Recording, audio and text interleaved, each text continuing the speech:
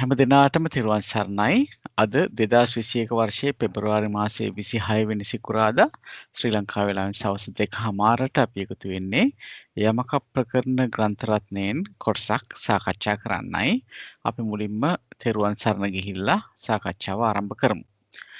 නමෝ තස්ස භගවතු අරහතු සම්මා සම්බුද්දස්ස නමෝ තස්ස භගවතු අරහතු සම්මා සම්බුද්දස්ස නමෝ තස්ස භගවතු අරහතු සම්මා සම්බුද්දස්ස බුද්ධං සරණං ගච්ඡාමි ධම්මං සරණං ගච්ඡාමි සංඝං සරණං ගච්ඡාමි ဒ ුතියම්පි බුද්ධං සරණං ගච්ඡාමි ဒ ුතියම්පි ධම්මං සරණං ගච්ඡාමි ဒ ුතියම්පි සංඝං සරණං ගච්ඡාමි තතියම්පි බුද්ධං සරණං ගච්ඡාමි තතියම්පි ධම්මං සරණං ගච්ඡාමි තතියම්පි සංඝං සරණං ගච්ඡාමි සාදු සාදු සාදු. හොඳයි, හැමදිනාටම තෙරුවන් සරණයි. අපි අදත් මේ යමක ප්‍රකරණ ග්‍රන්ථ රත්නයේ කොටසක් සාකච්ඡා කරමු. අපි බලමු ටිකක් පැහැදිලි කරගන්න අද දවසේ මේ අභ්‍යාකත වාරය පැහැදිලි කරගන්න බලමු. අපි මීට කලින් කුසල පදයයි අකුසල පදයයි ගැන අපි ඒ යමක 12 බැගින් සාකච්ඡා කරා. අද අපි බලමු අභ්‍යාකත පදයේ මුලින්දම්ම ටිකක් පැහැදිලිව, මොකද ඒක තරමක ගැඹුරු භාවයක් තියෙන නිසා මුලින්දම්ම පැහැදිලි කරගෙන යන්න බලමු. එතකොට දැන් මෙතනදී මම ෂෙයා කරන්නම් යමක ප්‍රකරණ ග්‍රන්ථ රත්නේ පටක් ඉන්න. හැම දිනාටම තෙරුවන් සරණයි. අද 2021 වර්ෂයේ පෙබරවාරි මාසයේ 26 වෙනි සිකුරාදා ශ්‍රී ලංකා වේලාවෙන් සවස් 2:00ට අපි එකතු වෙන්නේ යමක ප්‍රකරණ ග්‍රන්ථ රත්නයෙන් කොටසක් සාකච්ඡා කරන්නයි. අපි මුලින්ම තෙරුවන් සරණ ගිහිල්ලා සාකච්ඡාව ආරම්භ කරමු. නමෝ තස්ස භගවතු අරහතු සම්මා සම්බුද්දස්ස නමෝ තස්ස භගවතු අරහතු සම්මා සම්බුද්දස්ස නමෝ තස්ස භගවතු අරහතු සම්මා සම්බුද්දස්ස බුද්ධං සරණං ගච්ඡාමි ධම්මං සරණං ගච්ඡාමි සංඝං සරණං ගච්ඡාමි ဒ ුතියම්පි බුද්ධං සරණං ගච්ඡාමි ဒ ුතියම්පි ධම්මං සරණං ගච්ඡාමි ဒ ුතියම්පි සංඝං සරණං ගච්ඡාමි තතියම්පි බුද්ධං සරණං ගච්ඡාමි තතියම්පි ධම්මං සරණං ගච්ඡාමි තතියම්පි සංඝං සරණං ගච්ඡාමි සාදු සාදු සාදු. හොඳයි, හැමදිනාටම තෙරුවන් සරණයි. අපි අදත් මේ යමක ප්‍රකරණ ග්‍රන්ථ රත්නයේ කොටසක් සාකච්ඡා කරමු. අපි බලමු ටිකක් පැහැදිලි කරගන්න අද දවසේ මේ අභ්‍යාකත වාරය පැහැදිලි කරගන්න බලමු. අපි මීට කලින් කුසල පදයයි අකුසල පදයයි ගැන අපි ඒ යමක 12 බැගින් සාකච්ඡා කරා. අද අපි බලමු අභ්‍යාකත පදයේ මුලින්දම්ම ටිකක් පැහැදිලිව, මොකද ඒක තරමක ගැඹුරු භාවයක් තියෙන නිසා මුලින්දම්ම පැහැදිලි කරගෙන යන්න බලමු. හොඳයි, මම ෂෙයා කරන්නම් යමක ප්‍රකරණ ග්‍රන්ථය. මෙහෙම බලමු අපි. මේ අපි අකුසල පද ණය චතුස්කය ඉවර කරා. අභ්‍යාකත පද ගැන අපි තව පැහැදිලි කරගෙන යන්නයි අපිට ඕනකම තියෙන්නේ. අපිට දැන් මේ 25 වෙනි පදයෙන් කියන්නේ අභ්‍යාකත පදයේ පළවෙනි යමකේ. ඒ කියන්නේ අභ්‍යාකත පදයේ අපි ගත්තොත් එහෙම මූල වාරයේ මූල යමකය තමයි මෙතනදී අපිට ඉදිරිපත් වෙන්නේ.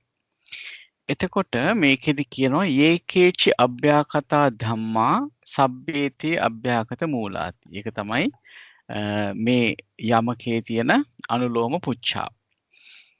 එතකොට එතන අහන්නේ මොකද්ද? යම්කිසි අභ්‍යාකත වූ ධර්මයෝ ඇද්ද ඒ සියල්ල අභ්‍යාකත මූලද කියලා අහන්නේ. එතකොට මෙතන අපි දැන් මේ පළවෙනි ප්‍රශ්නේ ධම්ම අපිට දැනගත යුතු කාරණා කිහිපයක් තියෙනවා. ඒ තමයි අභ්‍යාකත ධර්ම කියලා කියන්නේ මොනවද? පරමාර්ථ ධර්ම හැටියට ගන්නකොට අභ්‍යාකත ධර්ම කියන්නේ මොනවද කියන එක අපි දැනගෙන ඉන්න ඕනේ. එතනින් තමයි මේ සංසයට අවශ්‍ය වෙන කොටස් ඒ ආකාරයෙන් අපිට උගුල්ලලා ගන්න පුළුවන්. ඒ අභ්‍යාකත ධම්මා කියන ඒ ගොඩෙන් වෙන් කරලා ගන්න පුළුවන් වෙන්නේ.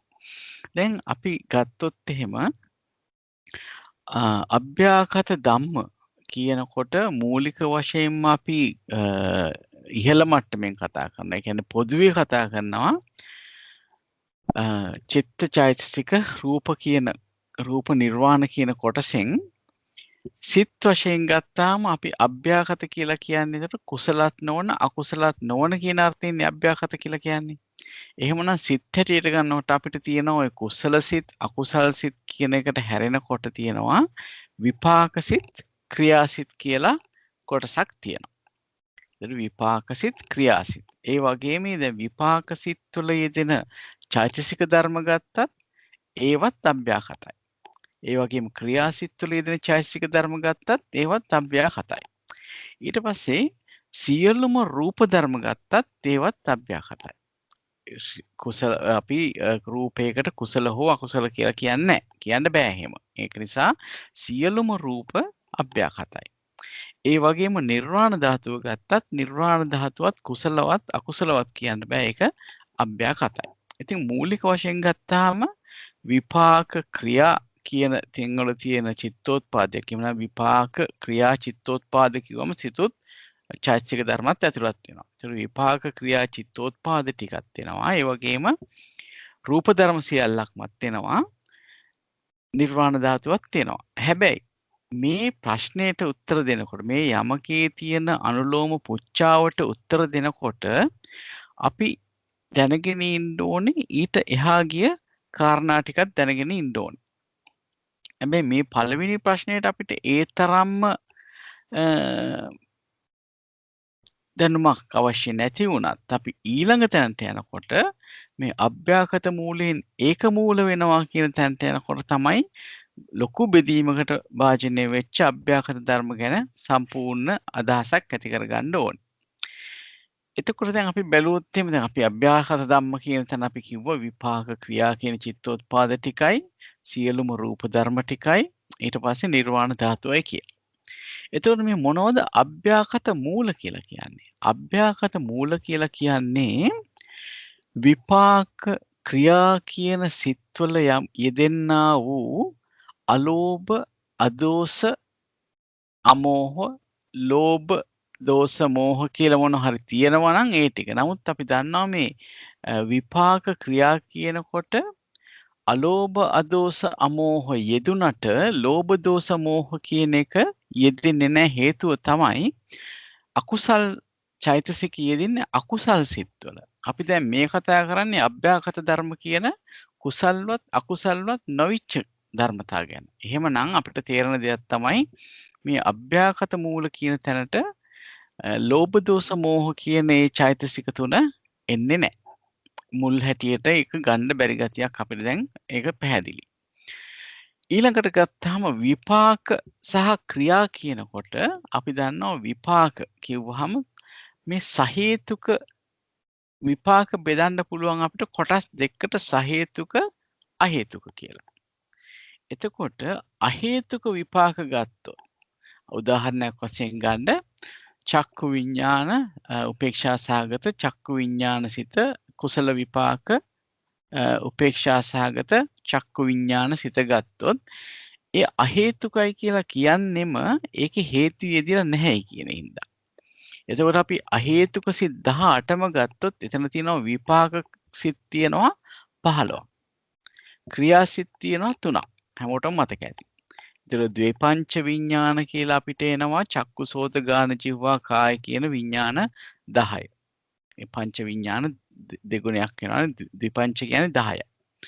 ඊට පස්සේ අකුසල විපාක අහේතුක ගොඩට එනවා උපේක්ෂා සාගත සම්පටිච්ඡන සිත, උපේක්ෂා සාගත සම්තිරණ සිත කියලා. මේ දෙකත් එක්ක අකුසල විපාක තියෙනවා එතන 7ක්. කුසල විපාක පැත්තෙන් බැලුවොත් තියෙනවා අර විඥාන 5යි කුසල විපාක චක්කු විඥාන සෝතාදී විඥාන ආදී වශයෙන් ගත්තාම එතන විඥාන 5යි. ඊට පස්සේ කුසල විපාක සම්පටිච්ඡන සිත, උපේක්ෂා සහගත සම්තිරණ සිත, සෝමනස්ස සහගත සම්තිරණ සිත කියලා විපාක සිත් 8ක් කුසල විපාක අහේතුක හැටියට අහේතුක කුසල විපාක හැටියට ලැබෙනවා. ඒ 15ට අමතරව තව 3ක් තියෙනවා ක්‍රියාසිත 3ක්. ඒ තමයි උපේක්ෂා සහගත පංචද්වාරා වර්ජන සිත. ඊට පස්සේ තියෙනවා උපේක්ෂා සහගත මනෝද්වාරා වර්ජන සිත. ඊට පස්සේ තියෙනවා සෝමනස්ස සහගත හසිත උත්පාද සිත. මං හිතනවා අපි මේවා ගැන දන්නවා. එතකොට ඔන්න ඒ ක්‍රියාසිත තුනත් එකතු වුණාම හේතු නොයෙදෙන සිත් තියෙනවා 18ක්. ඒකෙන් 15ක් විපාක, 3ක් ක්‍රියා. ඒ කිසිම දෙයක මේ හේතු කියනවා යෙදිලා නැහැ. ඒකයි අපි අහේතුක කියලා කියන්නේ. එහෙමනම් ඒ සිත්වල මේ අභ්‍යාකත මූල කියන අලෝභ, අදෝස, අමෝහ කියන ටික යෙදිලා නැහැ. දැන් අපිට ඒ ටික වෙනමම අයින් කරගන්න පුළුවන්. ඉතිරි සෝබන චෛතසික ගත්ත, සෝබන සිත් ගත්තොත් මහා කුසල් සිත්, මහා විපාක සිත්, මහා ක්‍රියාසිත කියන එකෙන් දැන් අපි මෙතන අභ්‍යාකත ධර්ම හැටියට සලකන්නේ මහා විපාක සිතුයි, මහා ක්‍රියාසිතුයි. 8 බැගින් තියෙනවානේ. ඒ 16ම තියෙනවා මේ මුල්. හැබැයි මෙතන කුසල සිත් කියන එක මහා කුසල් සිත් සලකන්නේ නැති හින්දා අපි මෙතන සලකන්නේ මතක තියාගන්න ඕනේ. මෙතන සලකන්නේ මහා විපාක සිතුයි, මහා ක්‍රියාසිතුයි. ඒ සිත් 16ම මේ අභ්‍යාකත මූල යෙදිලා තියෙනවා. විපාක සිතුයි, ක්‍රියාසිතුයි නිසා. ඒ වගේම රූපාවචර ගත්තාම රූපාවචර කුසල් සිත් 5 හැරෙනකොට රූපාවචර විපාක සිත් 5ත් රූපාවචර ක්‍රියාසිත 5ත් කියන තැන තියෙන්නේ අභ්‍යාකත ධර්ම. ඒ වගේ යෙදෙන චෛතසිකත් අභ්‍යාකත ධර්ම. එතන සම්පූර්ණයෙන්ම මේ අභ්‍යාකත මූල යෙදෙන තැනක්. නමුත් අපි බැලුවොත් එහෙම අර අපි මහා විපාක, මහා ක්‍රියා කියන තැනදී එතනදී හේතු 3ම යෙදෙන්නේ නැති ඒවා තියෙනවා. හේතු 2ක් යෙදෙන තැන තියෙනවා. මොකද ඥාන විප්පයුත්ත විපාක සිත්වල යෙදෙන්නේ හේතු 2යි. ඥාන විප්පයුත්ත ක්‍රියා සිත්වල යෙදෙන්නේ හේතු 2යි. අලෝභ දෝෂ විතරයි. අමෝහය යෙදෙන්නේ නැහැ. ඊට නමුත් ඥාන සංප්‍රයුක්තවල ඒ හේතු ධර්ම 3ම යෙදෙනවා. එතකොට අපිට තේරෙනවා මේ අභ්‍යාකත මූල කොයි ආකාරයෙන්ද කාම සෝබන විපාක ක්‍රියාවල යෙදෙන්නේ. ඒ වගේම රූපාවචර විපාක ක්‍රියා ගත්තාම මෙතන අලෝභ, අදෝස, අමෝහ කියන චෛතසික 3ම නැත්නම් අභ්‍යාකත මූල 3ම යෙදෙනවා. ඒ වගේම තමයි අපි අරූපාවචරයේ විපාක ක්‍රියා ගත්තාම එතනත් අභ්‍යාකත මූල 3ම යෙදෙනවා. අලෝභ, අදෝස, අමෝහ කියන. එතකොට සිත් ගත්තාම ඔන්න ඔය ආකාරයෙන් තමයි මේ අභ්‍යාකත මූල යෙදෙන්නේ. අපි ඔන්න ඔය විදිහට තමයි යෙදෙන්නේ. එතකොට අභ්‍යාකත මූල කියලා කියන්නේ මොනවද? ඒ විපාක ක්‍රියා කියන සිත් තුළ යෙදෙන. කියන්නේ සහේතුක විපාක ක්‍රියා කියලා සිත් තුළ යෙදෙන අලෝභ, අදෝස, අමෝහ කියන තුනට තමයි අභ්‍යාකත මූල මෙතන අභ්‍යාකත ධර්මවල යෙදෙන අභ්‍යාකත මූල කියලා කියන්නේ. හොඳයි. එතකොට මෙතනදී අහන්නේ යේකේචි අභ්‍යාකතා ධම්මා කිව්වම අපි මෙතනදී කිව්වා අභ්‍යාකත ධර්ම හැටියට එනවා සියලුම විපාක සිත් එනවා, සියලුම ක්‍රියා සිත් එනවා, ඒ වගේ යෙදෙන චෛතසික ධර්මයොත් එනවා. ඊට පස්සේ සියලු රූපත් එනවා, නිර්වාණයත් එනවා. ওই ටික තමයි එතකොට පළවෙනි අභ්‍යාකතා ධම්මා කියන එකේ අභිදෙයාර්ථ. ඔය කෙටියෙන් ගත්තාම ඒ කෙටියෙන් ගන්න ප්‍රමාණය ඇති මේ පළවෙනි යමකේට. හරි? එතකොට ඒ සියල්ල අභ්‍යාකත මූල වෙනවද කියලා අහන්නේ. අභ්‍යාකත මූලද කියලා තමයි අහන්නේ. එහෙනම් ඒකට උත්තරේ වෙන්නේ ඒ සියල්ලෙන් අපි අර අභ්‍යාකත මූල 3 අයින් කරාම අන්න ඒ ටික තමයි අභ්‍යාගත මූල වෙන්නේ. එතනද කියනවා තීනේම අභ්‍යාගත මූලයි. අභ්‍යාගත මූල 3යි. අවශේෂය කියලා කිව්වේ එතකොට ඒ අභ්‍යාගත මූල ඇරෙන්න අර විපාකසිත ක්‍රියාසිත ඒ වගේ දෙන මේ අභ්‍යාගත මූල හැරෙන්න අනිත් චෛතසික ධර්මයෝ ඒ වගේම සියලුම රූප ධර්මයෝ නිර්වාණය ඒව සියල්ලම අභ්‍යාගතයි හැබැයි අභ්‍යාගත මූල නෙවෙයි. අවශේෂය අභ්‍යාගත ධර්ම තමයි. නමුත් අභ්‍යාගත මූල නෙවෙයි. අභ්‍යාගත මූල කියලා කිව්වෙම අර විපාක සහ ක්‍රියාසිත තුළ යෙදෙන අලෝභ, අදෝස, අමෝහ කියන මූල තුන තමයි කිව්වේ. එතකොට අපි මේකේ සිංහල පැත්ත පොඩ්ඩක් බැලුවොත් මෙතනදිත් කියනවා මේ එකට උපදින කියන එක කියනවා. මේකේ කියනවා මේ ඇත්තටම මේ මෙතනදිත් කියනවා අවශේෂ අභ්‍යාගත ධම්ම. හරි. පොඩ්ඩක් ඉන්න. මෙතනනේ කියන්නේ අකුසල මූල විසින් නැහැ ඒක නෙවෙයි අපි බලන්නේ 25 24 24 25 මේ තියෙන අව්‍යාකත ස්වභාව වූ යම්කිසි ධර්ම කෙනෙක් ඇද්ද ඒ හැම අව්‍යාකත මූල වෙද්දයක් අව්‍යාකත මූලයෝ තිදෙනෙක්ම වෙත් කියලා කියනවා තුනක්මයි තියෙන්නේ ඒ මොනවද කුසල විපාක ක්‍රියා කියන මෙහි අලෝභ අදෝස අමෝහ විද මෙතන කුසල විපාක කියලා තියෙන්නේ. හරි? මොකද මේ අකුසල විපාක කියන එක ගන්න නැහැ. එතන නැහැනේ මේ එතන නැති හින්දා මේ මූල මෙතන කුසල විපාක ටික විතරයි සලකලා තියෙන්නේ. ඒක පැහැදිලි අපිට නේද? අපි කියවනේ අකුසල විපාක කියලා මේ ලැබෙන්නේ අහේතුක විපාක හතක්මනේ. අකුසලයක විපාකයක් ඇති විපාක ලැබෙනකොට ලැබෙන්නේ අහේතුක විපාක 7ක් පමණයි. වෙනත් විපාක ලැබෙන්නේ නැහැ. ඒ අහේතුක විපාක 7 මේ අව්‍යාකත මුල් නැහැ. ඒකින්ද මෙතන කුසල විපාක. කුසලයක විපාකයක් හැටියෙන් ලැබෙන සිත්වලයි ක්‍රියාසිත වලයි තමයි මේ අලෝභ, අදෝස, අමෝහ කියන ඒවා යෙදෙනකොට තමයි ඒ ආකාරයෙන් මේ මූල කියන එක හම්බෙන්නේ අපිට. එතකොට අව්‍යාකත මූලයෝ තිදෙනෙක්ම වෙති. කොහෙද මේ අව්‍යාකත මූල හම්බ වෙන්නේ?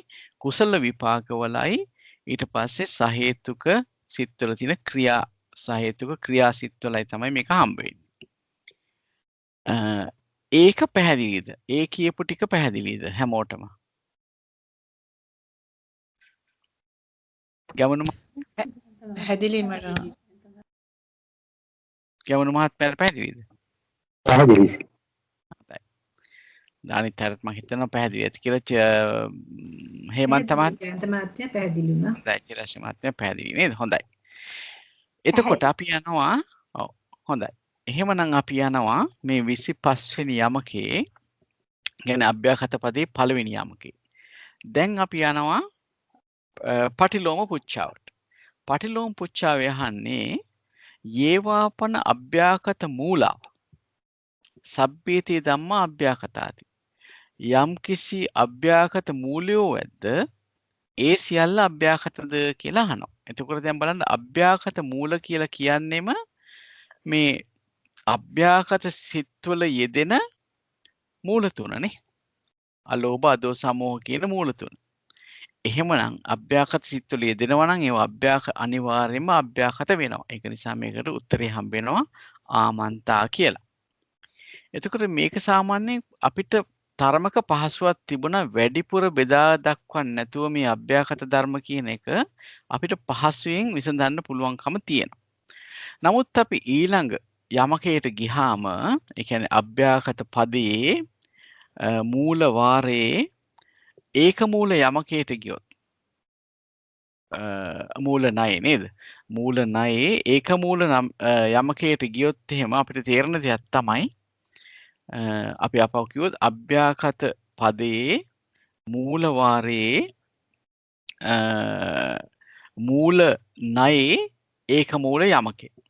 එතනට ගියාම අපිට අහන ප්‍රශ්නේ තමයි මේ අපි ආපහු පොඩ්ඩක් ඒක මූල කියන එක ගැන පොඩ්ඩක් කතා කරොත් ඒක මූල කියලා කියන්නේ අපි හිතා ගන්න විදිහක් තමයි මේ කියන්නේ සමාන විදිහටම සමාන මූල කියන එක තමයි මේකේ පරිවර්තනය හැටියට දීලා තියෙන්නේ. ඒක මූල කියන එක. ඒ කියන්නේ සමානවම ප්‍රත්‍ය ලැබෙනවා වැනි අදහසක් තමයි අපිට ගන්න පුළුවන්. එතකොට ඒ අනුව බැලුවම අපිට මේක විසඳ ගන්න පුළුවන්. එතකොට මෙතනින් අහන්නේ යේකේචි අභ්‍යාකතා ධම්මා යම් වූ අභ්‍යාකත ධර්මයෝ ඇද්ද ඒ සියල්ල අභ්‍යාකත මූලයෙන් සමාන මූල තියනවද කියලා තමයි අහන්නේ. අභ්‍යාකත මූල වලින් සමාන මූල වෙනවද කියලා තමයි අහන්නේ. ඒකට අපි සිංහල පැත්තෙන් බැලුවොත් එහෙම මේකෙදි අහන්නේ අව්‍යාකත ස්වභාව වූ යම්කිසි ධර්ම කෙනෙක් ඇද්ද ඒ හැම අව්‍යාකත මූල විසින් ඒක මූල වෙද්දයක්. එහෙමයි අහන්නේ. එතකොට අපිට මේක පොඩ්ඩක් විසඳ ගන්න වෙනවා. මොකද ඒක මූල භාවය වෙනවා කිව්ව තැනදී මතකද අපි කලින් ඔය කුසල අකුසල කරනකොට සාකච්ඡා කරා ඒක මූල වෙනවා කියලා කියනකොට අර චිත්ත මොකද කිව්වේ කුසල ගැන කතා කරනකොට කුසල පදේ ගන්නකොට යේකේචි කුසල ධම්මා සබ්බේතේ කුසල මූලේන ඒක මූලාති කිව්ව තැනදී අපිට ආවා කොහොමද අපිට ආවේ එතන? අපි පොඩ්ඩක් ගිහිල්ලා බලමුද? අපිට මේ පිටුව පොඩ්ඩක් බලමු නේද? පිටුව පොඩ්ඩක් බලාගෙන යමු. මෙතන තියෙන්නේ 47 නේද? 47. අපි බලමුද? අකුසලයකට ගිහිල්ලා බලමු. අකුසල එකට ගිහිල්ලා බැලුවොත් එහෙම බලන්න මේ තියෙන 17. මෙතන කියනකොට යේකේචි අකුසල ධම්මා සබ්බේති අකුසල මූලේන ඒක 14 නේ. 14. යේකේචි අකුසල ධම්මා සබ්බේති අකුසල මූලේන ඒක මූලාති. මෙතන කිව්වේ අහේතුකං අකුසලං අකුසල මූලේන න ඒක මූලං සහේතුකං අකුසලං අකුසල මූලේන ඒක මූලං කියලා දෙවැනි එකේදී ඒවාපන අකුසල මූලේන ඒ කියන්නේ මේ පටිලෝමේදී ඒවාපන අකුසල මූලේන ඒක මූලා සබ්බේති ධම්මා අකුසලාති කියනකොට මෙතන මේ අකුසල සමුට්ඨානං රූපං කියලා කොටසක් තිබුණා. මේ අකුසල ධර්මයෝ නිසා හටගන්න රූප. එතකොට එතෙන්දි ගත්තේ අකුසල සිත් එක්ක පහළ වෙන චිත්තජ රූප තමයි එතන ගත්තේ. දැන් මේ අපි දැන් කතා කරන තැනදී ඊට වඩා පොඩි වෙනසක් තියෙනවා. ඒ වෙනසින්ද තමයි අපි හුඟා පරිස්සම් වෙන්න ඕනේ. දැන් අපි ගියොත් එහෙම 26 වෙනි එක නේද අපි බල හිටියෝ. එතකොට බලන්න යේකේචි අභ්‍යාකතා ධම්මා සබ්බේති අභ්‍යාකත මූලේන ඒක මූලාති කියලා අහන්නේ. යම්කිසි අභ්‍යාකත වූ ධර්මයෝ වෙද්ද ඒ සියල්ල අභ්‍යාකත මූල වලින් ඒක මූල වෙනවද කියලා තමයි අහන්නේ. එතකොට බලන්න මෙතන තියෙන විසජ්ජනය අහේතුකං අභ්‍යාකතං අභ්‍යාකත මූලේන න ඒක මූලං සහේතුකං අභ්‍යාකතං අභ්‍යාකත මූලේන ඒක මූලං. හැබැයි මේක දැන් මෙතන කියනවා අහේතුක අභ්‍යාකතයක් තියෙනවා නම් ඒවා අභ්‍යාකත මුල් වලින් ඒක මූල වෙන්නේ නැහැ. නමුත් සහේතුක අභ්‍යාකතයක් තියෙනවා නම් ඒක අභ්‍යාකත මූල වලින් ඒක මූල වෙනවා කියලා කියනවා. දැන් අපිට හොඳට ඒක විස්තර කරගන්න තරමක ගැඹුරකට යන්න වෙනවා. ඒක මම ඇත්තටම මේ මෙන්න මේ විදිහට පේනවද මේක? මේ ටික පැහැදිලිව පේනවද? ඔව් ජයන්ත මහත්තයා පේනවා. හොඳයි. හොඳයි. මෙතනදී මම මේ ප්‍රශ්නේ ඇහුවා මේක තමයි අපිට හම්බෙන අනුලෝමය. ඒ කියන්නේ අව්‍යාකත පදයේ මූල ණයේ මූල වාරයේ මූල ණයේ ඒක මූල යමකේ තියෙන පළවෙනි ප්‍රශ්නය තමයි කියන අනුලෝම ප්‍රශ්නය අහන්නේ යේකේචි අභ්‍යාකතා ධම්මා සබ්බේතේ අභ්‍යාකත මූලේන ඒක මූලාති කියලා. එතනදී මේ යේකේචි අභ්‍යාකතා ධම්මා අව්‍යාකත ස්වභාවෝ යම් ධර්ම කෙනෙක් ඇද්ද කියනකොට අපිට ටික දීර්ඝව බෙදාගත්තාම ලේසියි මේකේ අභිධේයාර්ථ ටික පැහැදිලි කරගන්න. මේකේ මොනවද මේ අභ්‍යාකත මූල වලින් ඒක මූල වෙන්නේ මොනවද? අභ්‍යාකත මූල වලින් ඒක මූල නොවෙන්නේ මොනවද කියලා. දැන් අපි ඉස්සල්ලාම බලමු මේ අභ්‍යාගත ධර්ම කියන තැන තියෙන සිත් සහ චෛතසික ධර්ම මොනවද කියලා.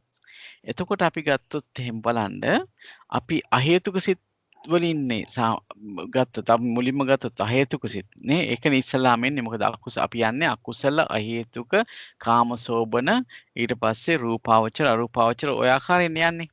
එතකොට දැන් බලන්න මෙතනදී අහේතුක සිත් තියෙනවා 18ක්. නේ අහේතුක සිත් 18 ගත්තාම ඒවත් තියෙන්නේ අහේතුක විපාක සිත් 15ක් තියෙනවා. ඒ වගේම අහේතුක ක්‍රියාසිත 3ක් තියෙනවා. අපි දැන් මේ අව්‍යාකෘතයි කියලා සලකන්නේ කුසල් අකුසල් නොවන ඒවානේ. එහෙමනම් අපි මේ කතා කරන තැන හරි. මොකද අපි මේ කතා කරන්නේ විපාක ක්‍රියා කියන තැනක් මේ අහේතුක ගොඩේ කතා කරන්නේ. එහෙමනම් මේ අව්‍යාකෘත කියන පදයට ඒ ටික ගැලපෙනවා. අපි කතා කරන්නේ විපාකයි ක්‍රියයි. එතකොට එතන තියෙනවා අහේතුක සිත් 18ක්. මෙතනදී ඊට පස්සේ චෛතසික හැටියට ගත්තාම ඒ සිත්වල යෙදෙන ඡන්දය වර්ජිත අන්‍ය සමාන චෛතසික 12ක් පොදුවේ ලැබෙනවා. හරි? ඒක හැමෝටම තේරෙනවද? ඒක පිළිබඳව කාට හරි ප්‍රශ්නයක් තියෙනවද? තේරෙනවා ජයන්ත මහත්තයා. තේරුණා නේද? හොඳයි. හරි. ඊළඟට දැන් අපි මෙතන කතා කරේ අහේතුක සිත් 18ක්. හරි? ඊළඟට අපි කතා කරනවා සහේතුක විපාක සිතුයි සහේතුක ක්‍රියා සිතුයි ගැන. හරි? දැන් බලන්න මේ ඊළඟට අපි ගන්නවා සහේතුක විපාක සිත්. අපි දන්නවා විපාක සිත් සියල්ලම තියෙනවා 36ක්. විපාක සිත් 36ක් තියෙනවා නේද? එතකොට ඒ කොහොමද විපාක 36 එන්නේ? ඒ තමයි අහේතුක ගොඩේ තියෙන විපාක සිත් 15ක්. ඊළඟට කාම සෝබන ගොඩේ තියෙනවා විපාක සිත් 8ක්. ඊළඟට රූපාවචර කිව්වහම විපාක සිත් 5ක් තියෙනවා. ඊළඟට අරූපාවචර කිව්වහම එතන සිත් 4ක් තියෙනවා. ඊට පස්සේ ලෝකෝත්තර කිව්වම එතනත් සිත් 4ක් තියෙනවා. එතකොට ඒ ඔක්කොම එකතු කරලා බලනම අපිට විපාක 36ක් ලැබෙනවා. එතකොට ඒ විපාක සියලු විපාක 36න් අර කලින් කිව්ව අහේතුක විපාක සිත් 15 අඩු කරාම අපිට ලැබෙනවා සහේතුක සිත් 21ක්. ඒ 36න් 15ක් ගියාම අපිට ලැබෙනවා සහේතුක විපාක සිත් 21ක් ලැබෙනවා. එතකොට ඒ සිත් තුළ යෙදෙන චෛතසික ධර්ම පොදුවේ අපි 38ක් හැටියට ගන්නවා. ඒ ටික පැහැදිලිද? පැහැදිලි නේද? වඩා. හොඳයි පැහැදිලි. හරි. ඊළඟට දැන් අපි බලන්න ඕනේ අභ්‍යාකත කිව්වම දැන් අපි අහේතුක විපාක ක්‍රියා බැලුවා. දැන් සහේතුක විපාක ක්‍රියාවල දැන් අපිට සහේතුක ක්‍රියා ඉතුරු වෙලා තියෙනවා. දැන් සහේතුක ක්‍රියා කිව්වහම අපි දන්නවා ක්‍රියාසිත සියල්ලම 20ක් තියෙනවා. මොනවාද ක්‍රියාසිත සියල්ල 20? අපි ගත්තාම සියල්ල 20යි කිව්වම අහේතුක ගොඩේ තියෙනවා ක්‍රියාසිත 3ක්. හරි? ඊළඟට කාම සෝබන ගත්තාම ක්‍රියාසිත 8ක් තියෙනවා. ඊළඟට රූපාවචර ක්‍රියාසිත 5යි අරූපාවචර ක්‍රියාසිත 4යි. හැබැයි ලෝකෝත්තර ක්‍රියාසිත නැහැ. එතකොට ඔක්කොම අපිට එනවා ක්‍රියාසිත 20ක්. මේ ක්‍රියාසිත 20න් අර අහේතුක ක්‍රියාසිත 3 අඩු කරාම අපිට එනවා සහේතුක ක්‍රියාසිත 17ක්. සම්පූර්ණ ක්‍රියාසිත 20න් අහේතුක ක්‍රියාසිත 3 අඩු කරාම සහේතුක ක්‍රියාසිත 17ක් එනවා. එතකොට ඒ 17 යෙදෙන පොදුවේ යෙදෙන චෛතසික ගත්තාම චෛතසික 38ක් ලැබෙනවා. හරි නේද? එතකොට ඒ සිත්වල චෛතසික 38ක් ලැබෙනවා පොදුවේ ගත්තාම. එතකොට ඔන්න දැන් අපි කතා කරා මේ අභ්‍යාකත ධර්ම කියන තැන තියෙන සිත් සහ චෛතසික ගැන සම්පූර්ණයෙන්ම කතා කරා. අහේතුක සිත් 18යි ඒකේ යෙදෙන ඡන්ද වර්ජිතාන්නේ සමාන 12යි සහේතුක විපාක සිත් 21යි ඒකේ යෙදෙන චෛතසික 38යි ඊට පස්සේ සහේතුක ක්‍රියා සිත් 17යි ඒ සිත්වල යෙදෙන චෛතසික 38යි. හරි ඊළඟට අපි දන්නවා චිත්ත චෛතසික රූප. අන්න දැන් අපි බලනවා හැම රූපයක්ම අභ්‍යාකතයි. අපි දන්නවා අභ්‍යාකතයි කියලා. නමුත් දැන් අපි බලනවා ඒක පොඩි විදිහකට බෙදා ගන්න. කොහොමද බෙදාගන්නේ? අපි බලමු. අපි දන්නවා රූප මූලික වශයෙන්ම බෙදෙනවා මේ චිත්තජ රූප, කර්මජ රූප, බාහිර රූප, ආහාරජ රූප, ඊට පස්සේ ඍතුජ රූප කියලා. එතකොට දැන් අපි බැලුවම චිත්තජ රූප කියලා ගත්තොත්. චිත්තජ රූප ඇති වෙන සිත් මොනවද කියලා අපි බලමු. දැන් මේ අපි බලන්නේ මෙතන මේ අහේතුක සහේතුක ભેදයෙන් තමයි මේ කරුණු ටික ඔක්කොම අපි වෙන් කරගන්නේ. අපි උඩ සිත් චෛතසිකත් වෙන් කරේ අහේතුක සහේතුක ගතියෙන් තමයි වෙන් කරන්නේ. හේතුව තමයි මේ අහේතුක කියන කොටසට අර මූලභාවයේ කිසිම ප්‍රත්‍යක් ලැබෙන්නේ නැහැ. මොකද හේතු රහිත හින්දා. දැන් මෙතනත් අපි බලනවා කොයි විදිහටද අපි මේ මූලභාවයෙන් සම්බන්ධ වන කොටස් වෙන් කරගන්නේ කියන එක තමයි මෙතෙන්දී බලන්නේ. එහෙමනම් දැන් බලන්න මෙතන අපි ඉස්සෙල්ලම බලනවා අහේතුක සිත් අහේතුක විපාක සිත් එක්ක එකතු වෙන මේ ඇති වෙන රූප චිත්තජ රූප කොයි විදිහටද ලැබෙන්නේ කියලා. දැන් මෙතෙන්දී අපි දන්නවා දෙපස් විඥාන සිත් 10න් දැන් මේ පංචවෝකාර භූමියේ මේ සිත් ඇති වෙනකොට හරි මේ සිත් පහළ වෙනකොට දෙපස් විඥාන සිත් වලට බැහැ රූප ඇති චිත්තජ රූප ඇති කරන්න. අපි ඒක දන්නවා. ඒවා ශක්තිමත් සිත් නෙවෙයි. ඒ වගේ රූප ඇති වෙන්නේ නැහැ. ඒ 10 ඇර අනිකුත් අහේතුක විපාක සිත් ගත්තොත් මොනවද අහේතුක විපාක සිත් කියලා කිව්වේ අර අපි කලින් කතා කරපු අහේතුක සිත් විපාක සිත් 15.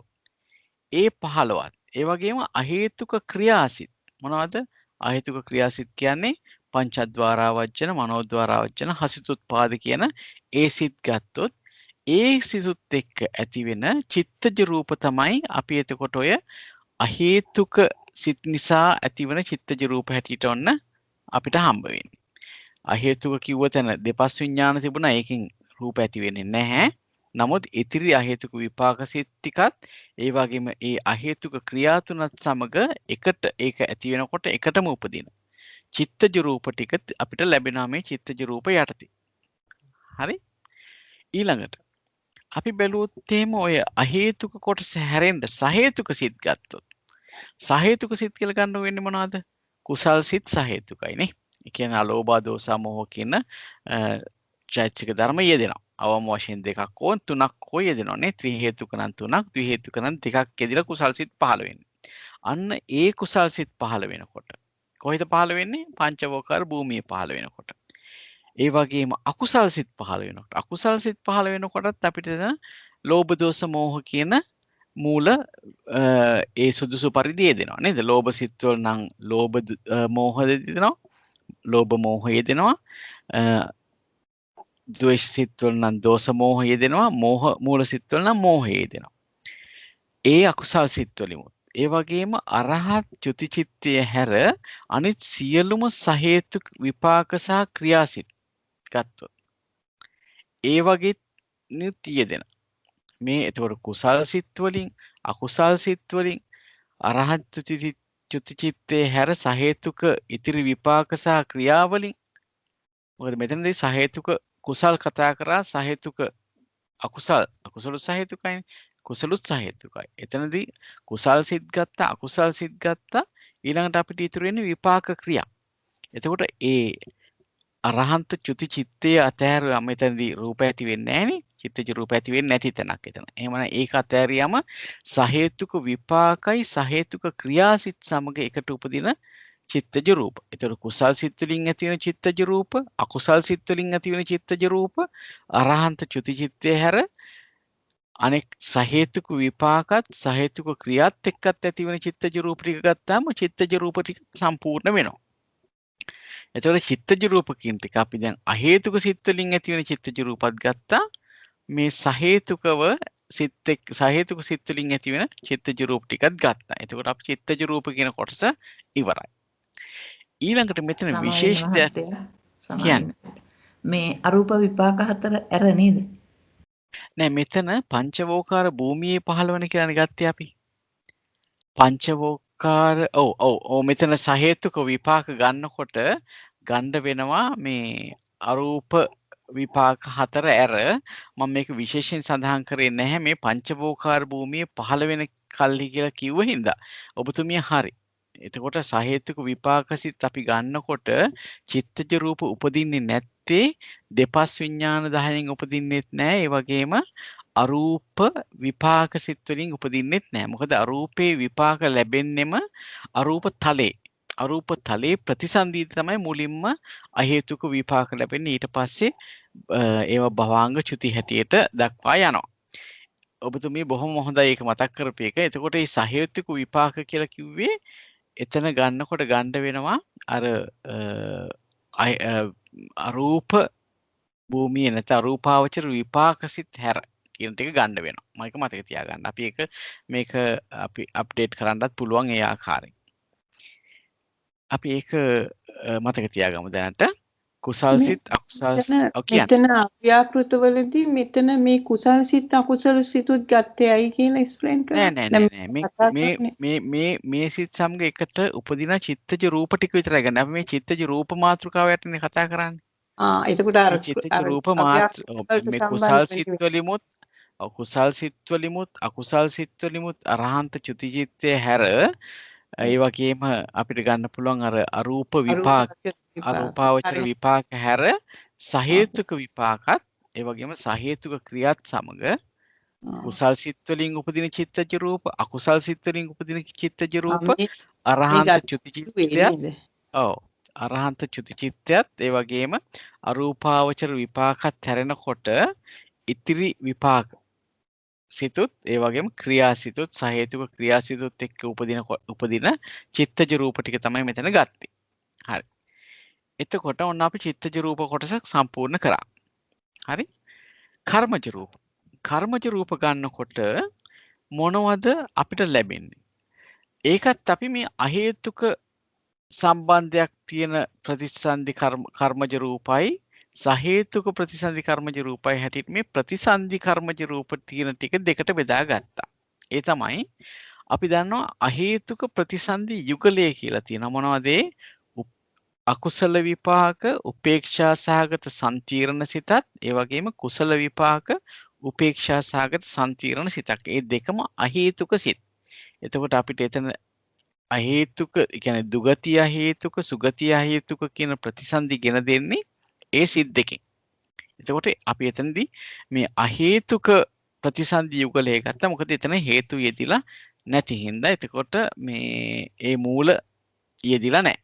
ඒ කියන්නේ අව්‍යාකත මූල සම්බන්ධයක් නැති කොටසක් අපි ගත්ත මේ විදිහට. අහේතුක ප්‍රතිසන්දි යුගලය. හරි? සමග එකට උපදිනා වූ ප්‍රතිසන්ද කර්මජ රූප. අපි මෙතන රූප ගැන කතා කරන්නේ කර්මජ රූප ගැන. එතකොට අහේතුක ප්‍රතිසන්දි යුගලයේ සමග එකට උපදින්නා වූ ප්‍රතිසන්දි කර්මජ රූප. ඒ කියන්නේ පළවෙනියටම අහේතුක ප්‍රතිසන්දියක් ලබන සත්වයා ගත්තහම ඒ වෙලාවෙම ඒ ප්‍රතිසන්දි සිත ඇතිවන මොහොතේම උපදින ප්‍රතිසන්දි කර්මජ රූප ටික තමයි මෙතෙන්දි ගත්තේ. ඊළඟට සහේතුක ප්‍රතිසන්දි සිත. සහේතුක ප්‍රතිසන්දි සිත් කීයක් තියෙනවද? ඔක්කොම ප්‍රතිසන්දි සිත් තියෙනවා 19ක් නේද? ඒ මොනවද? කාට හරි කියන්න පුළුවන්ද මේ ප්‍රතිසන්දි සිත් 19 මොනවද කියලා?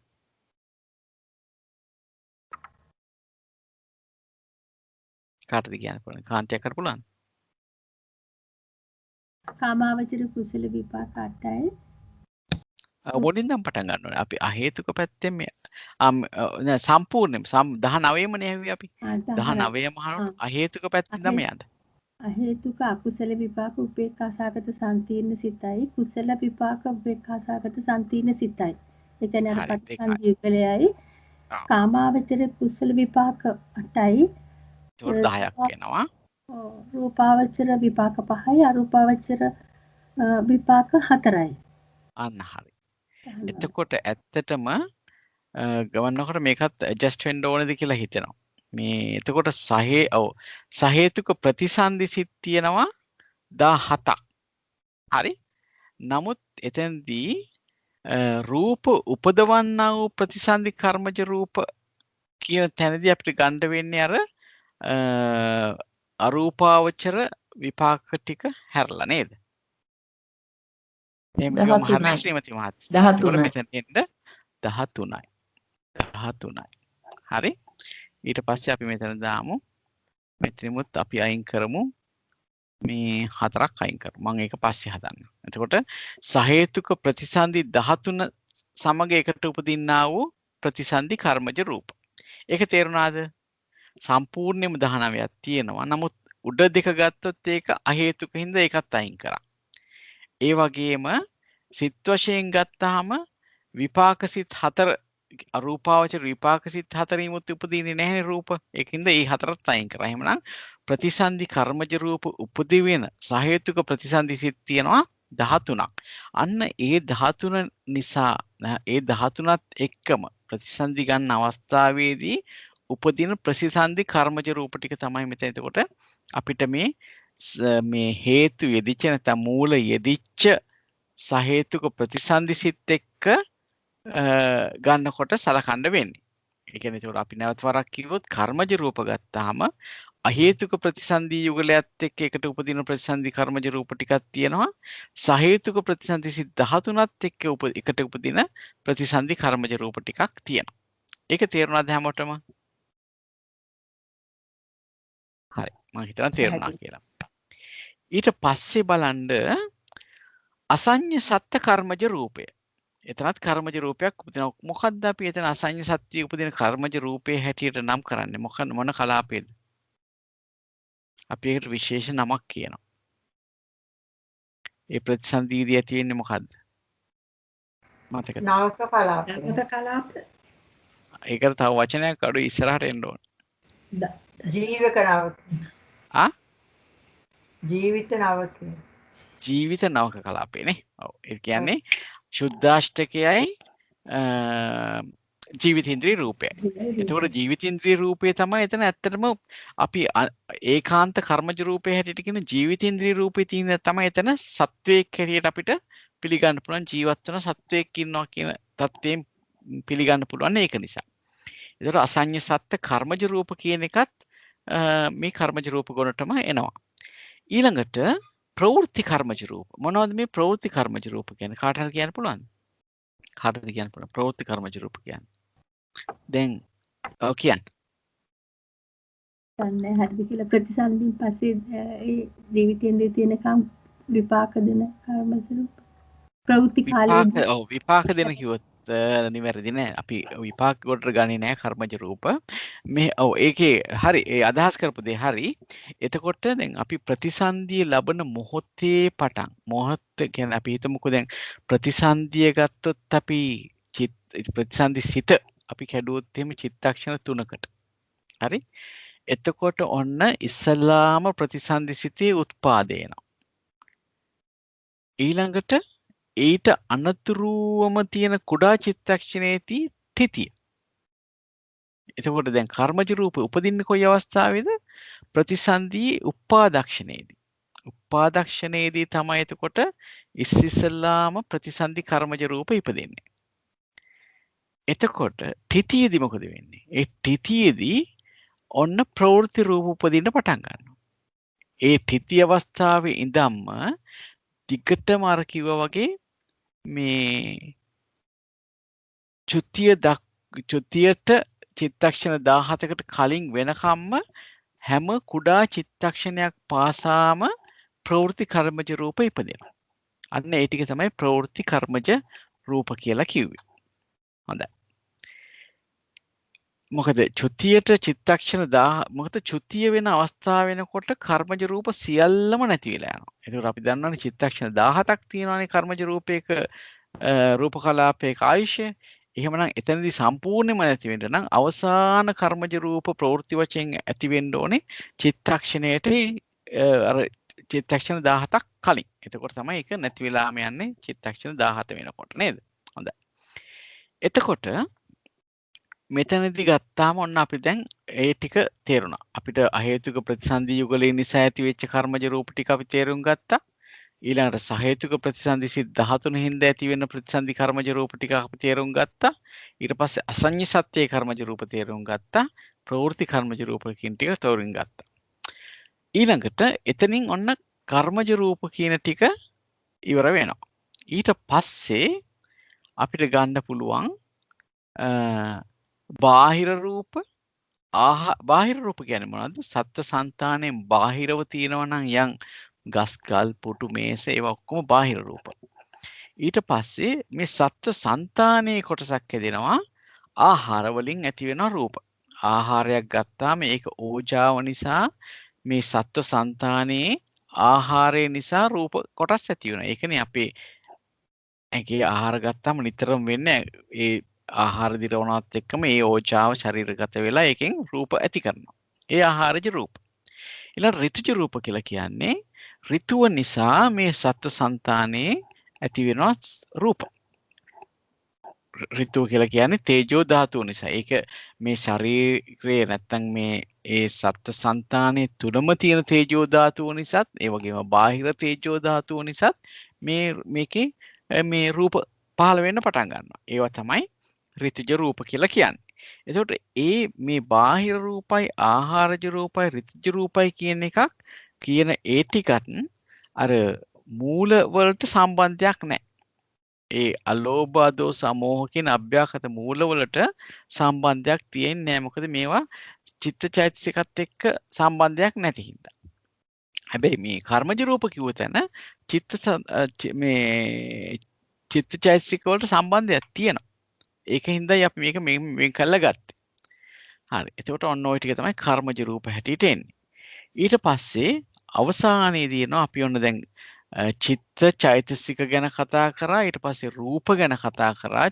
රූප ගැන කතා කරා චිත්තජ රූප, කර්මජ රූප, අසඤ්ඤ සත්ත්‍ය කර්මජ රූප, ප්‍රවෘත්ති කර්මජ රූප, බාහිර රූප, ආහාරජ රූප, ඍතුජ රූප ඇටියට කතා කරා. ඊට පස්සේ අපිට කතා කරන්න තියෙන අවසානයේ නිර්වාණය. නිර්වාණය කියන එකත් එතකොට අභ්‍යාකත ධර්මයක්. ඒකත් හැබැයි හේතු වලට සම්බන්ධයක් තියෙන දේවල් නෙවෙයි. දැන් මේ පිටුව ගත්තාම අපි පාට දෙකක් යොදාගෙන තියෙනවා මේක වෙන් කරගන්න. ඒ කියන්නේ හේතු වලට සම්බන්ධ ඒවායි හේතු වලට සම්බන්ධ නැති. වෙන විදිහකට කිව්වොත් එහෙම මූල භාවයෙන් ඒක මූලගත භාවයේ තියෙන ධර්ම ටිකකුත් ඒක මූල භාවය නැති ධර්ම ටිකකුත් තියෙන ධර්ම ටිකකුත් අපි මේ විදිහට හඳුනගත්තා. ඒ විදිහට තමයි මේක වෙන් කරගත්තේ. එහෙමනම් මෙන්න මේකේ බලන්න අපි ඊළඟ පිටුවට ගියොත් දැන් මේක තමයි අපි සම්පූර්ණ අභිදේයාර්ථ. අව්‍යාකත ධර්මයෝ කිව්වම සියලුම දේවල් වල අභිදේයාර්ථ ටික මෙතන තියෙනවා. ඒ අව්‍යාකත ධර්මයෝ කිව්වා. ඊට පස්සේ මේකෙන් අපි තෝරගන්න ඕනේ දැන් අපේ ප්‍රශ්නෙට යන්න ඕනේ. අපේ ප්‍රශ්නේ මොකද්ද? යේකේච අභ්‍යාකත ධම්මා සබ්බේතේ අභ්‍යාකත මූලේන ඒක මූලාති. ඒ යම්කිසි අභ්‍යාකත ධර්මයෝ වෙද්ද ඒ සියල්ල අභ්‍යාකත මූලෙන් ඒක මූල වෙනවද කියලා අහන්න. එතකොට මෙතෙන් දෙන උත්තරේ අහේතුකං අභ්‍යාකතං අභ්‍යාකත මූලේන න ඒක මූලං. සහේතුකං අභ්‍යාකතං අභ්‍යාකත මූලේන ඒක මූලං. ඔන්න අපි මේ අහේතුකං අභ්‍යාකතං කියන කොටස වෙන් කරගත්තොත් මේ සම්පූර්ණ අභ්‍යාකත ධර්ම වලින් අපි එතකොට දන්නවා මේ අහේතුක අභ්‍යාකතයෝ අභ්‍යාකත මුල් වලින් ඒක මූල වෙන්නේ නැහැ. නමුත් සහේතුක අභ්‍යාකතයෝ මේ අභ්‍යාකත මූල වලින් ඒක මූල වෙනවා. එහෙමනම් දැන් අපි හොයාගන්න ඕනේ ඔන්න ඔය දෙක මොකක්ද කියලා. ඔන්න ඔය කොටස් දෙක තමයි අපි අර පාට දෙකකින් අර පිටුවේ පෙන්වන්නේ. දැන් මෙතන ගත්තාම අභ්‍යාකතං අපි කොහොමද ඒකට කිව්වේ? අහේතුකං අභ්‍යාකතං.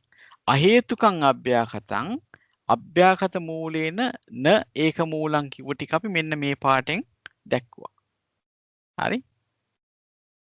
ඊට පස්සේ සහේතුකං අභ්‍යාකතං අභ්‍යාකත මූලේන ඒක මූලං කියන ටික අපි මේ පාඩෙන් දැක්කුවා.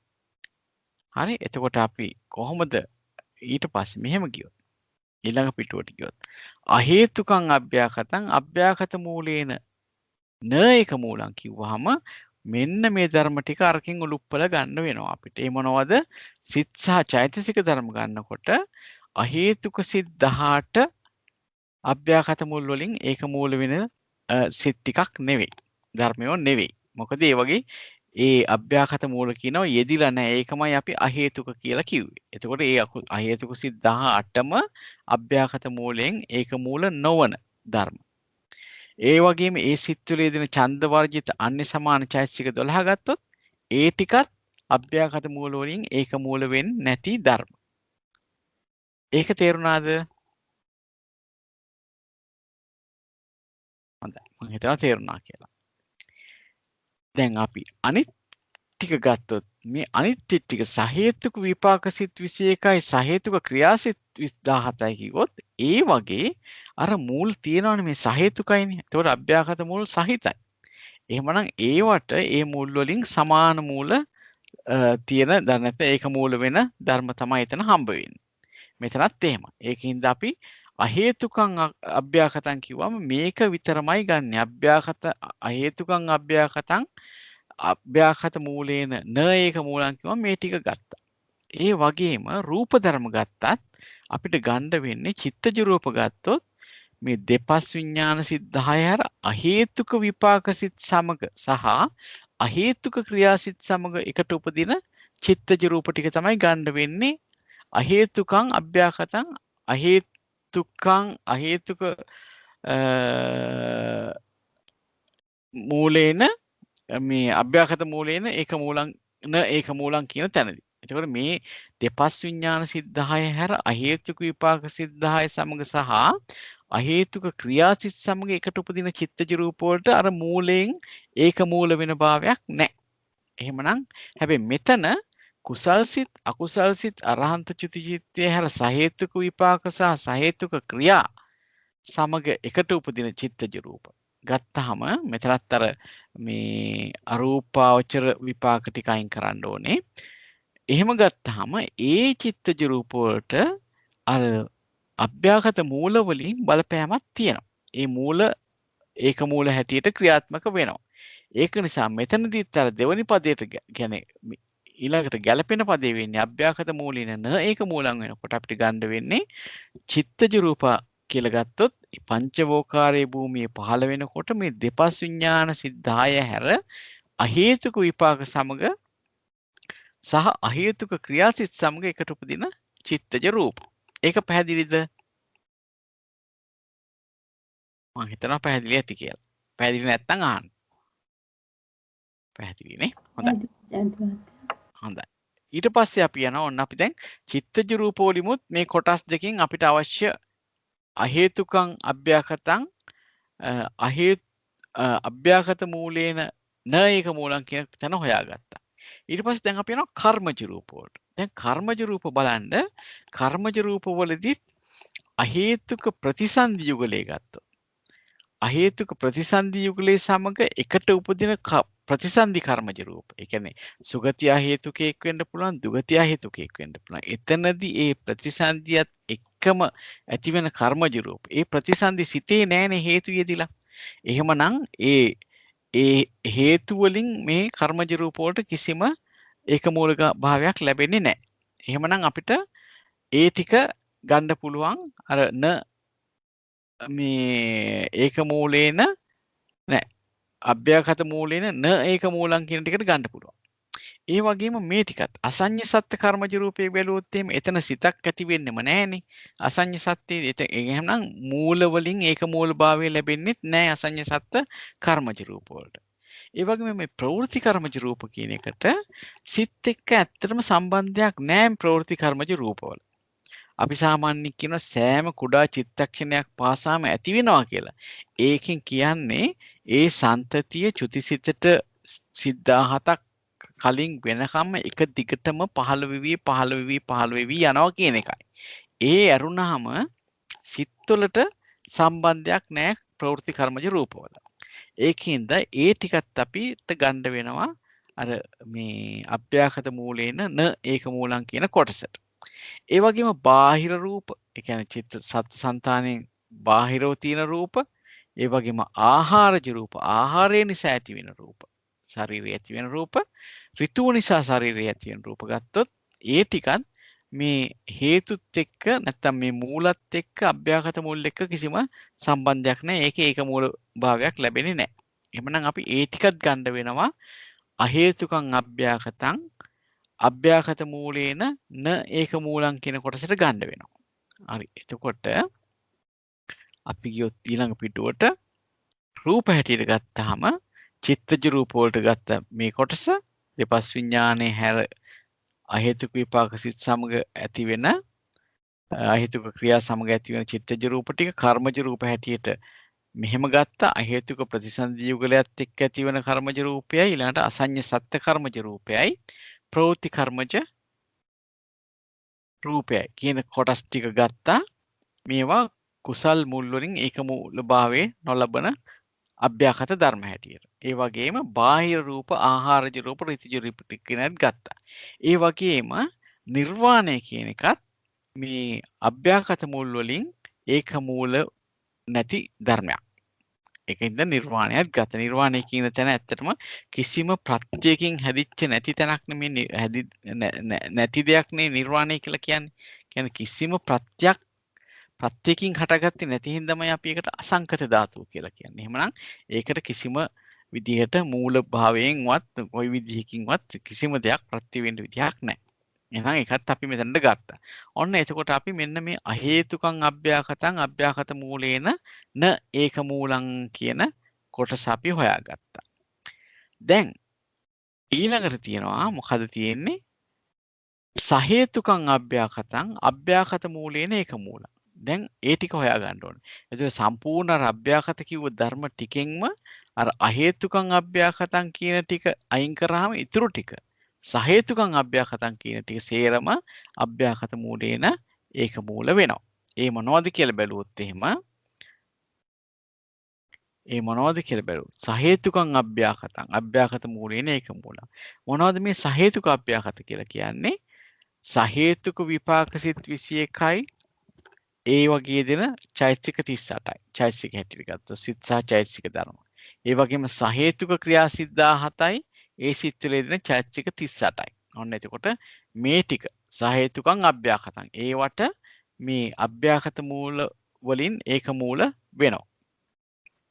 රූප ධර්ම ගත්තොත් පංචවෝකාර භූමියේ පහළ වෙනකොට කුසල් සිත් අකුසල් සිත් ඒ වගේම අරහන්ත චුතිචිත්තය හැර ඒ වගේම අරූපී විපාක සිත් අරූපාවචර විපාක සිත් 4 හැර සහේතුක විපාක. ඉතිරි සහේතුක විපාකයි සහේතුක ක්‍රියා එකට උපදින චිත්තජ රූප. ඒ කියන්නේ කුසල් සිත් නිසා ඇති වෙන චිත්තජ රූප, අකුසල් සිත් නිසා ඇති වෙන චිත්තජ රූප. මෙන්න මේ කොටස හැරුණාම සහේතුක විපාක සහ සහේතුක ක්‍රියාත් එක්ක ඇති වෙන චිත්තජ රූප ටිකක් ගත්තාම ඒ සියල්ලටම ඒ මූල භාවයෙන් අභ්‍යාකත මුල් ඒක මූල වෙනවා. ඒ වගේම කර්මජ රූප ගත්තොත් සහේතුක ප්‍රතිසන්දි සිත් අපි ගත්තොත් 13යි කියලා. ඒ 13 අපි මෙතන කිව්වනේ 4ක් අයින් කරනවා කියලා. අරූප විපාක සිත් 4. හරි. ඒ ටිකත් ගත්තාම ඒ සහේතුක ප්‍රතිසන්දි සිත් 13ත් එක්ක ඇති වෙන එකට උපදින ප්‍රතිසන්දි කර්මජ රූප ටිකට මූල භාවයෙන් ප්‍රත්‍ය ලැබෙයි. කියන්නේ අර විදිහට ඒක මූල වෙනවා. එතකොට එතන අපි කියන්නේ අභ්‍යාකත මූලේන ඒක මූලං කියලා තමයි මේ කර්මජ රූප ටික ගන්නෙ. මේ සහේතුක ප්‍රතිසන්දි 13 සිත් 13ත් එක්ක ඇති වෙන කර්මජ රූප ටික. ඉතින් ඕක දැන් අපිට තේරෙනවා කොච්චර ගැඹුරකට මේ කෙටි දේ යනවද කියලා. ඒ කියන්නේ බුදුරජාණන් වහන්සේගේ මේ දේශනාව බැලුවාම බලන්න ඒකේ තියෙන්නේ මෙච්චරයි. යේකේචි අභ්‍යාකතා ධම්මා සබ්බේතේ අභ්‍යාකත මූලේන ඒක මූලාති. දැන් මේ උත්තරේ දෙන්න කොච්චර ගැඹුරකට හිතන්න වෙනවද කියලා හිතන්නකෝ. අහේතුකං අභ්‍යාකතං අභ්‍යාකත මූලේන න ඒක මූලං. සහේතුකං අභ්‍යාකතං අභ්‍යාකත මූලේන ඒක මූලං. ඔන්න ඕක තමයි විස්සජ්ජනේ. නමුත් මේ විස්සජ්ජනේ හොයාගන්න මේක ඔය ටික දන්නේ නැතුව ඔය විස්සජ්ජනේට ආපු කරුණු ටික දන්නේ නැතුව මෙහෙම සම්පූර්ණ මාතෘකාවක් කියන්න බෑ.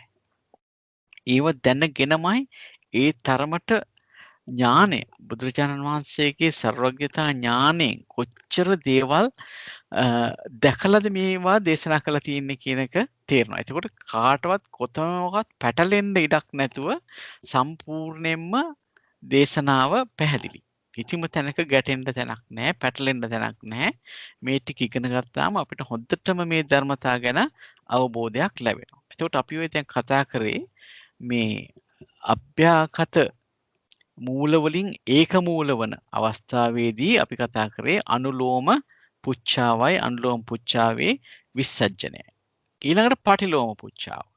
පටිලෝම පුච්ඡාවෙන් අහන්නේ ඒවාපන අභ්‍යාකතේන ඒකමූලා. සබ්බේතේ ධම්මා අභ්‍යාකතාති. එතකොට ඒවාපන අභ්‍යාකත මූලේන ඒකමූලා කියනකොට මොනවද අපිට ආවේ?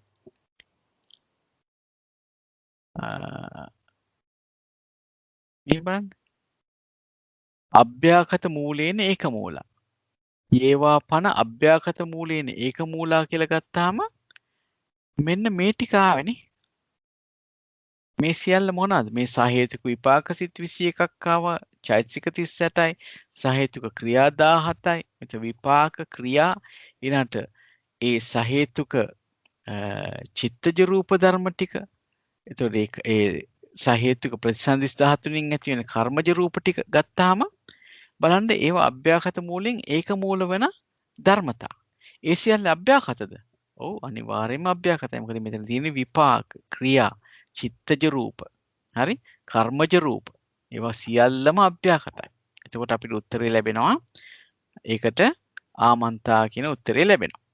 ඉතින් ඕක තමයි අපිට මුල ඉඳන්ම දැනගත යුතු කාරණා. ඉතින් ඇත්තටම මේක විශේෂයෙන්ම වැදගත් වෙනවා අපිට ඉදිරියේ තියෙන යමක කරන්න.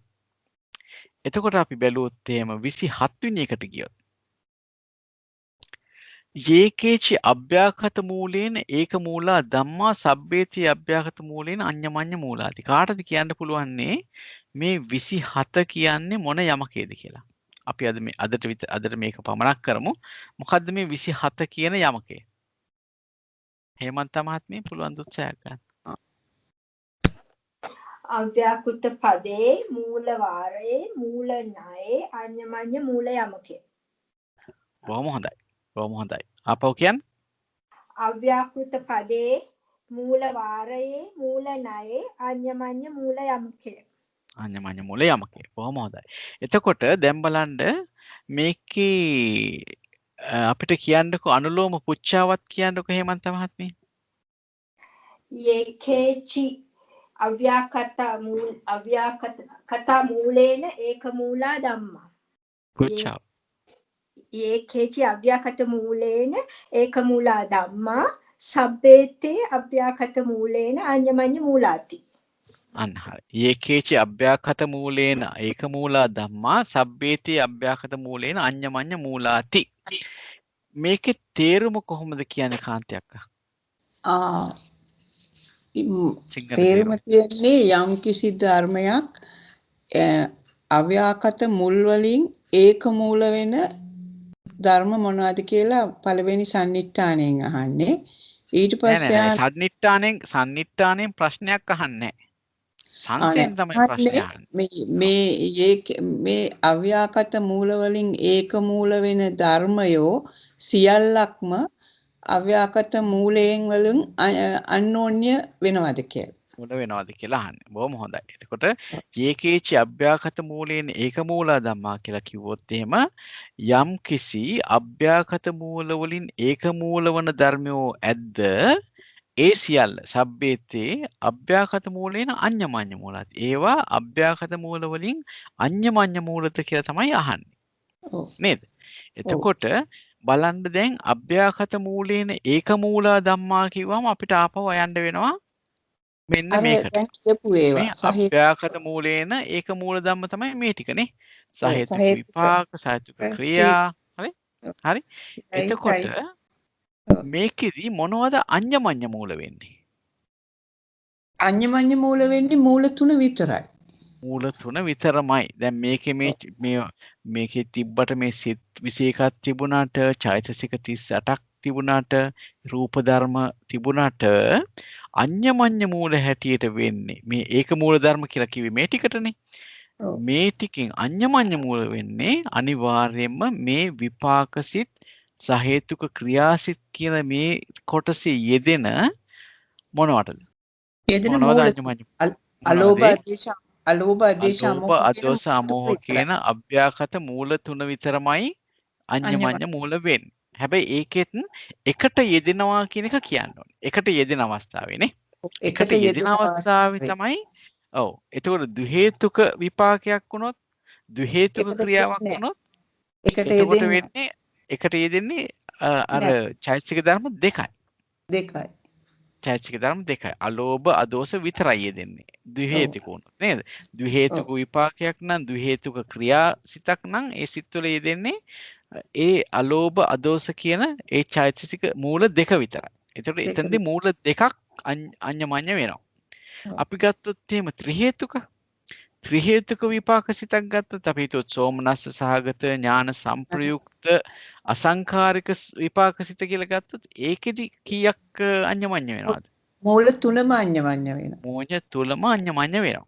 ඒ වගේමයි සහේතුක ක්‍රියාවලත් ත්‍රි හේතුක මූල තුනම ක්‍රියාසිතක් නම් තුනම අඤ්ඤමඤ්ඤ වෙනවා. එහෙමනම් අපිට උත්තරේ දෙන්න වෙන්නේ බලන්න මේකේ මූල තුන විතරයි. මූලානි යාන මෙතන තියෙන මූලානි යානි ඒකතෝ uppajjanti අභ්‍යාගත මූලානි ඒක මූලානි චේව අඤ්ඤමඤ්ඤ මූලානි ච. ඒතර මේක කියනවා අන්න එකට උපදින අවස්ථාවේ ඒ මූල තුන ඒක මූලත් වෙනවා අඤ්ඤමඤ්ඤ මූලත් වෙනවා. ඇයි මේ මෙතන ඒක මූල වෙනවා කියලා කිව්වේ? දැන් බලන්නකො ඒ ඔව් sorry සමාන මූල සමානම විදිහට ප්‍රත්‍ය වෙනවා අනිත් ධර්ම වලට නේද? ඒක තමයි ඔව් ඒක මූල වෙනවා කියලා කිව්වේ. ඒ කියන්නේ අලෝභය කියන එක අදෝෂයටත් අනිත් චෛතසික ධර්මයට වගේම ප්‍රත්‍ය වෙනවා. දැන් අපි ගත්තොත් එහෙම සද්ධාව කියන චෛතසිකයටත් ඒ අලෝභය කියන එක ප්‍රත්‍ය වෙනවා. ඒ වගේම හිරි කියන ඒවටත් ප්‍රත්‍ය වෙනවා. ඒ විදිහටම අමෝහයටත් අලෝභය ප්‍රත්‍ය වෙනවා. ඒ වගේ. ඒකින් සමානවම අනිත් මූලයටත් ඒ ප්‍රත්‍යම ලැබෙනවා. අන්න ඒකින්ද අපි කියනවා ඒ තුනට සමානවම ප්‍රත්‍යත් ලැබෙනවායි කියලා කියනවා. ඒකයි අපි කියන්නේ මෙතනදී මූලානි යානි ඒකතෝ uppajjanti අභ්‍යාගත මූලානි ඒක මූලානි චේව අඤ්ඤමඤ්ඤ මූලානි. එකට උපදින අභ්‍යාගත මූලයෝ ඒක මූලත් වෙනවා අඤ්ඤමඤ්ඤ මූලත් වෙනවා කියලා කියනවා. හොඳයි. අවශේෂය ගත්තාම අවශේෂ අභ්‍යාගත මූල සහජාතා ධම්මා. ඒ මොනවද මේ? මෙන්න මේ ටික ඉතිරි ටික. මේකේ තියෙන සිත් 21යි, ඒකේ දෙන අනිකුත් චෛතසික 35යි, ඊට මේ ක්‍රියාසිත 17යි, ඒකේ දෙන අනිකුත් චෛතසික 35යි, ඒ වගේම මේ චිත්තජ රූප මේ අපි මෙතන සඳහන් කරලා තියෙන චිත්තජ රූප, ඒ වගේම මේ සහේතුක ප්‍රතිසන්දි කර්මජ රූප ඒවා ගත්තාම ඒවා ඔක්කොම මේ අභ්‍යාගත මූල වලින් ඒක මූල වෙනවා. නමුත් ඒවා අඤ්ඤමඤ්ඤ මූල වෙන්නේ නැහැ. අන්න ඒකයි මෙතනදී සඳහන් කරන්නේ. මෙතන කියනවා අවශේෂා අභ්‍යාගත මූල සහජාතා ධම්මා. අවශේෂ වූ අභ්‍යාගත මූලයත් එක්ක එකට උපදින ධර්ම. එතකොට අනිත් සිතුත් චෛතසිකත් ඒ චිත්තජ රූප කර්මජ රූප කියන කොටස අභ්‍යාගත මූල වලින් ඒක මූල වෙනවා. හැබැයි ඒවා අඤ්ඤමඤ්ඤ මූල වෙන්නේ නැහැ කියලා කියනවා. ඊට පස්සේ මේකෙදී අහන්නකො බලන්න ප්‍රශ්නය මොකද්ද? පටිලෝම ප්‍රශ්නය. පටිලෝම පුච්චාව මොකද්ද මෙතන චිරශ්‍රී මහත්මයා?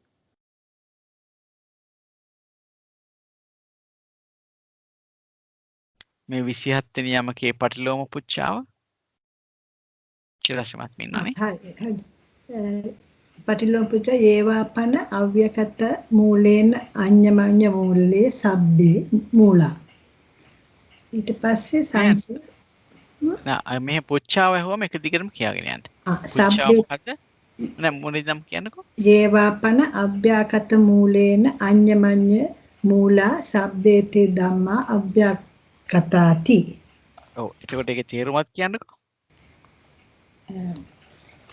ඒවා වනාහි අව්‍යාකත කෙනෙක් යම් අව්‍යාකත කෙනෙක් ඇද්ද අඤ්ඤමඤ්ඤ මූලික යම් ධර්ම ඒ සබ ධර්මය අව්‍යාකතද.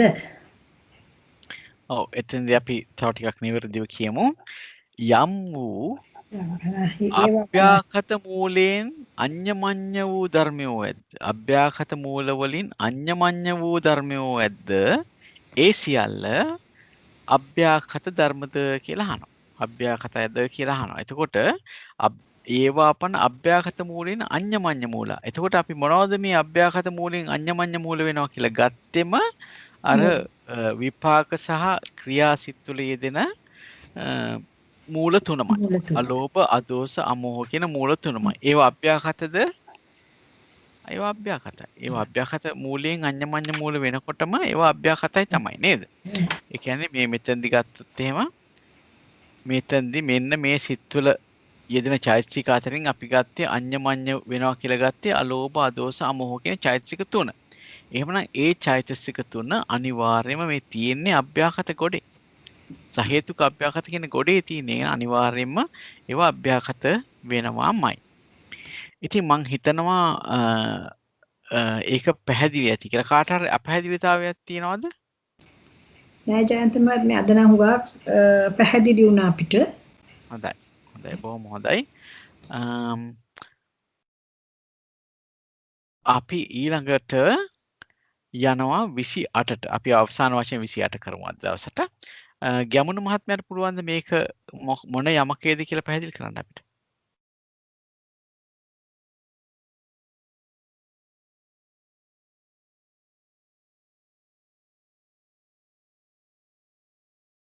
ගැමුණු මහත්මයා ඉන්නවද?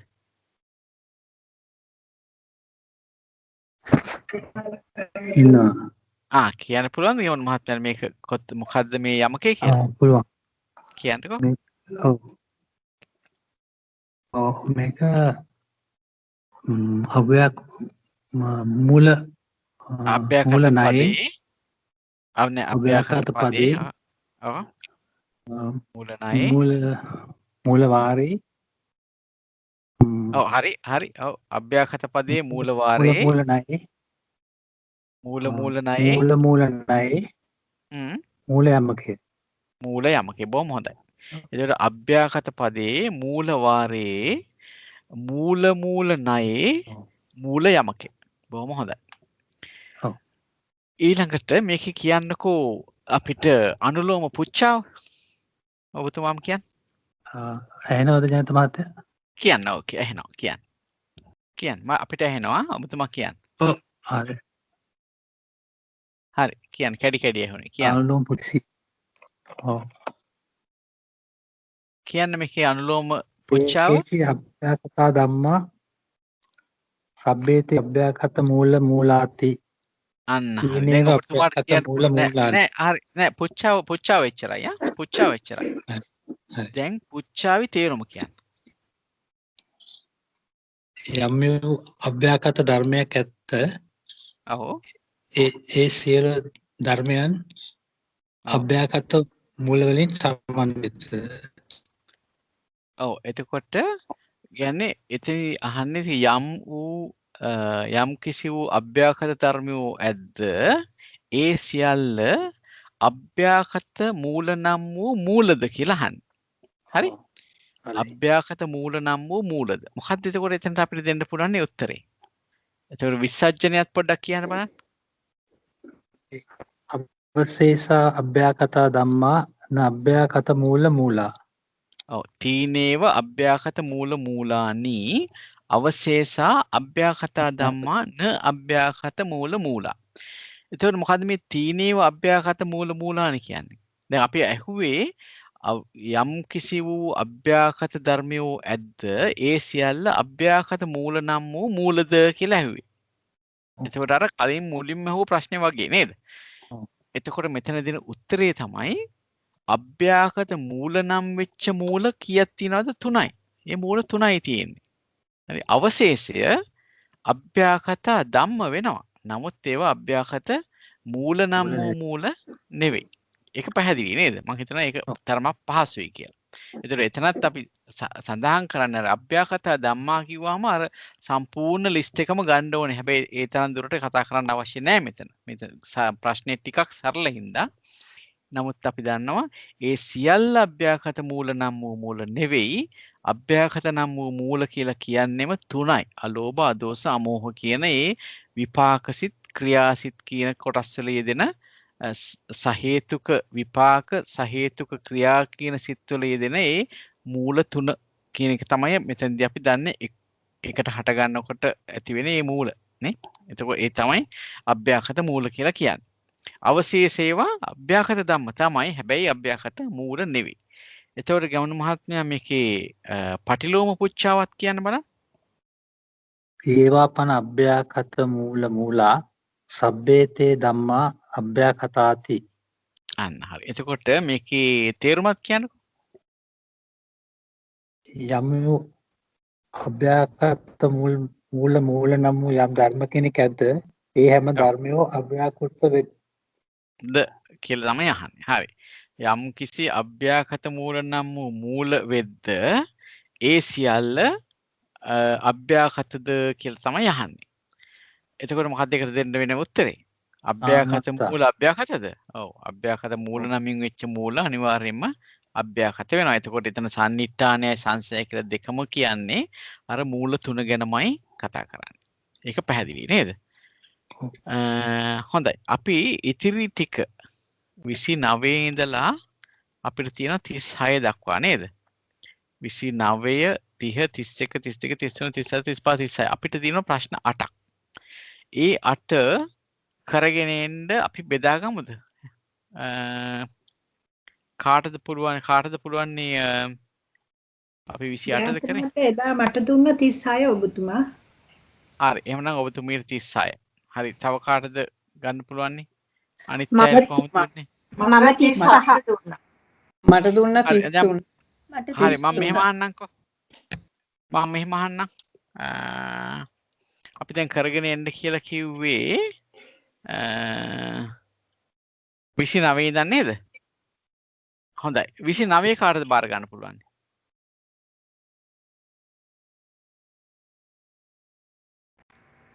අපි දෙනවා ඒක 34 දුන්නා ඕනනම් කරන්නද ඒක ජයන්ත කරානේ නැත්නම් මම එදා මම හරි කමන්නේ කරන්න ආපහු කරන්න. කවුද කරේ 29? 29 කරේ කවුද ගියේ පාර? මම නේද? හරි එහෙනම් චිරස්ත්‍රි මහත්මිය 29 බාර ගන්න. හරි 30 ඔන්න චිරස්ත්‍රි මහත්මියට 29 30 කාටද බාර දෙන්නේ? 30 මම මහත්තයා. හොඳයි. එහෙනම් ශ්‍රීමති මහත්මිය 30 31 31 මම ජයන්ත මහත්තයා. හොඳයි. නීතා මහත්මියද? ඔව්. හරි 32 32 මට බාර දුන්නේදා. හොඳයි 32 එහෙනම් ගැමුණු මහත්මයා කරන්න. 33 මට දුන්නානේ ගිය සැරේ. හරි 33 එහෙනම් ඔබතුමී කරන්න කාන්තියක්. 34 මට දුන්නේ ලක්ෂ්මී.